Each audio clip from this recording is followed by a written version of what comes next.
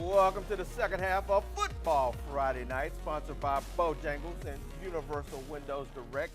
Time to head up to Morganton for South Caldwell at Freedom, and football is finally back up that way after all the destruction caused by Hurricane Helene. Yeah, as one of the hardest hit areas, Morganton, the football field at Freedom was completely flooded. You see some footage here. The entire field house was underwater. That facility won't be in use for the rest of the season, so Freedom is playing the rest of their home games at Patton High School. So for this game, we're heading to Patton. Our Steve Onosorge was there and has the highlights for you.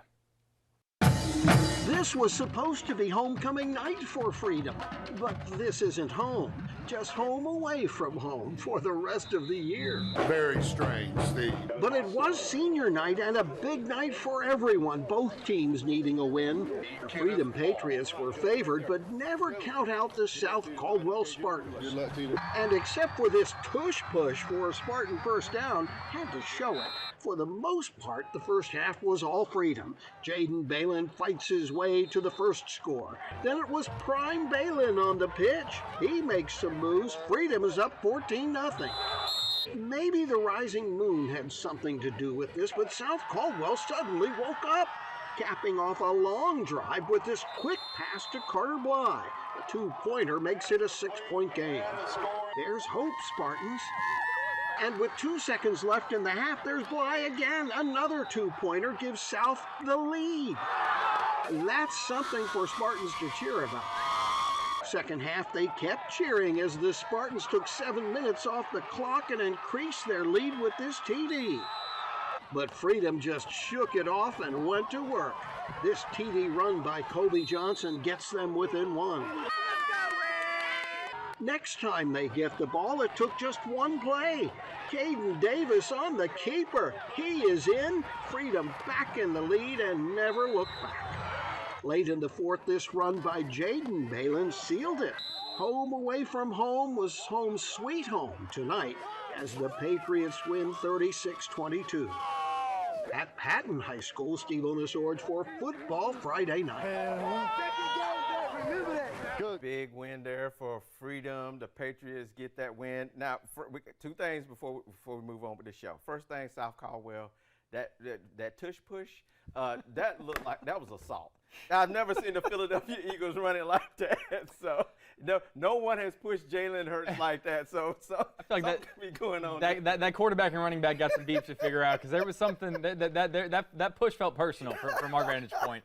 You couldn't see it while the highlights were running. We were laughing a good deal at that. Wow. Oh, man. Hey, whatever it takes to get the first down. Yeah. Clearly it worked, but wow, that was crazy right there. Second thing, kudos to Patton for allowing Freedom to play the rest of the season. And I think they only got one more home game, but kudos to them. Patton, of course, before the season, they decided to go with a JV schedule because the numbers were down, so they don't have a varsity team right now. So they allowed Freedom to play the rest of their home games there since they're not going to be using it on a Friday night. So kudos to Patton. And another thing, we give David Tepper a lot of grief and a lot of flack about the way he runs the Carolina Panthers, but kudos to the Carolina Panthers and David Tepper. The Carolina Panthers charities, they're going to give a hurricane relief funding assist to high school athletic programs in North Carolina and South Carolina. Those that need it can apply for a grant. The grant is going to be between $5,000 to $25,000, so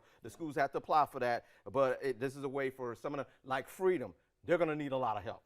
I mean, that field house, the little house that you saw on the corner of the left side, that was the field house. It was up to the roof. All you could see was the top of the roof. Yeah. They're going to need a lot of help to rebuild and get that program back going with funding and equipment and things of that nature. Everything in there is gone. I was going to say, I mean, we haven't even really been able to get a full tally of what the damages are going to be, as some schools might still be underwater as they're going through all of that. Yeah. And for the most part, a lot of those schools in Western Carolina are county schools that are coming from pretty small communities, and every little bit will help, as you said. So if it's $5,000, if it's $25,000, whatever that looks like, it's a great gesture from the Panthers to step up, because these schools are really going to need that, not just to finish out this season, but to go into next season and be able to replace, all the equipment, all the facility stuff that was damaged by those floods. So, yeah, again, we do like to give David Tepper and the Panthers a lot of flack, but you really can't knock the community involvement and the way that David Tepper has been intentional about putting resources toward high school athletics, especially when they need something like what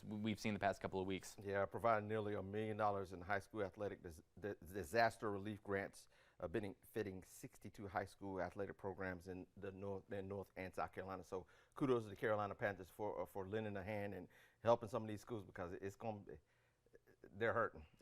It's good to have football back, but life is still not normal up that way, and it won't be for a while. So it's good that we'll continue to think about them, pray about them, or pray for them, but also give them the funding and the help that they need to get things back and get back on their feet. Let's head to Union County now for Weddington at Sun Valley. The winner would take over first place in the Southern Carolina